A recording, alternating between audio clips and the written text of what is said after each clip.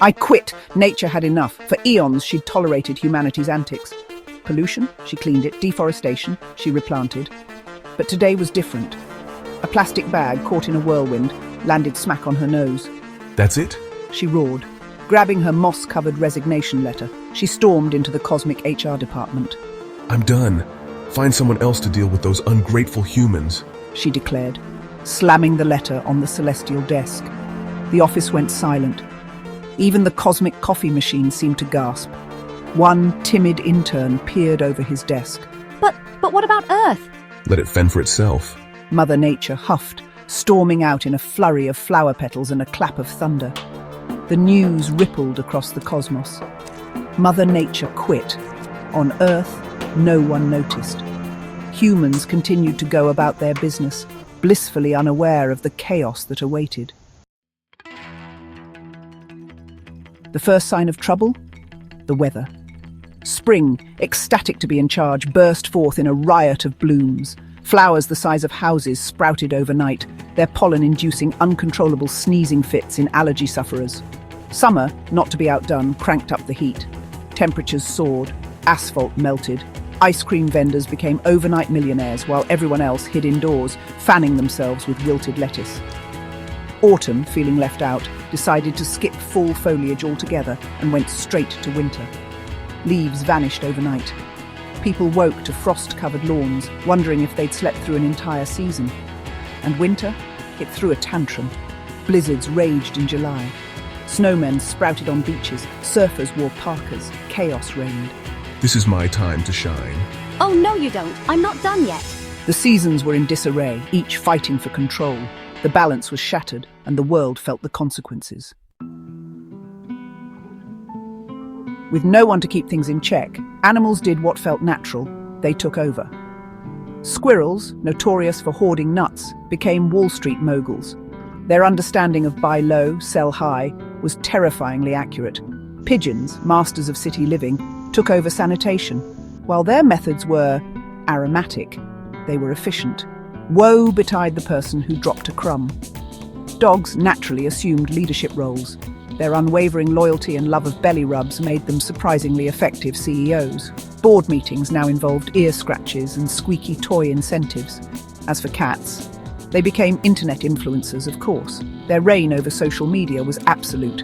After all, who can resist a fluffy feline lounging on a laptop? Buy low, sell high. It's simple, really. Keep the streets clean, folks, or else... All right, team, let's discuss the new squeaky toy initiative. The world had turned into a bizarre version of itself, with animals running the show.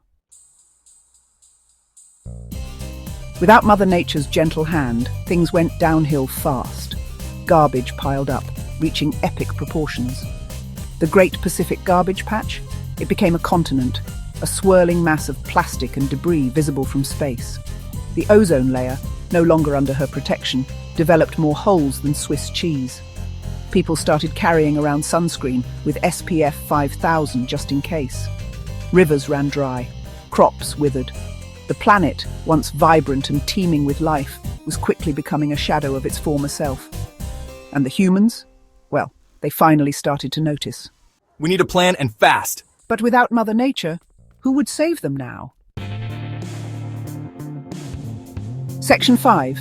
Humanity's Hangover, a Rude Awakening. The endless summer was fun at first, but when your swimming pool evaporated and your sunscreen melted, the novelty wore off quickly. People longed for the crispness of autumn, the quiet beauty of winter. They missed the sound of birdsong, the sight of a clear blue sky. The constant sneezing from spring's supersized flowers had driven everyone to the brink. Even the most ardent flower enthusiasts were ready to start a We Hate Pollen support group. The realization dawned. They needed Mother Nature, desperately. Operation Earth Repair. Too little, too late? Humanity sprang into action, albeit belatedly. They cleaned up the trash. They planted trees. They installed solar panels faster than you could say carbon footprint. World leaders held emergency summits, signing treaties with more urgency than a squirrel burying its nuts before a storm. Celebrities made heartfelt pleas on social media, urging everyone to recycle, reuse, and reduce. For once, everyone listened. But was it enough? Had they pushed Mother Nature too far? A delegation was chosen. The world's children, their eyes wide with hope and fear, were sent to deliver a message to Mother Nature. They journeyed to her hidden cottage, nestled deep within the Amazon rainforest. With trembling hands, they presented their offerings: a jar of freshly collected rainwater, a basket of organically grown fruit, and a handmade card that simply said, "We're sorry." The children spoke of their fear, their regret, their promise to do better. Tears streamed down their faces, mingling with the vibrant colours of the rainforest. Silence met their plea. Mother Nature, it seemed, was not easily swayed. Finally, the door creaked open. Mother Nature stood there, her gaze stern, a single eyebrow raised. "So," she said, her voice as powerful as a hurricane, "you want me back?" The children nodded, their eyes wide with hope. "Very well," she said, "but I have conditions." The children leaned in, hanging on to her every word. "First," she declared, "no more plastic. I mean it. Not a single straw, bottle or bag. Find another way." The children readily agreed. "No problem." Mother Nature listed her demands: renewable energy, sustainable living, and most importantly, respect for the planet. The children listened intently, their faces etched with a newfound determination. They understood. This wasn't just about saving the planet, it was about saving themselves. And so, Mother Nature reluctantly agreed to return. The seasons fell back into line, albeit a little wobbly at first. The animals, with some grumbling, returned to their natural habitats. The earth began to heal. It was a long, slow process, but it was a start. Humanity had been given a second chance, a chance to prove that they weren't just visitors on this planet, but caretakers. Only time would tell if they were up to the task.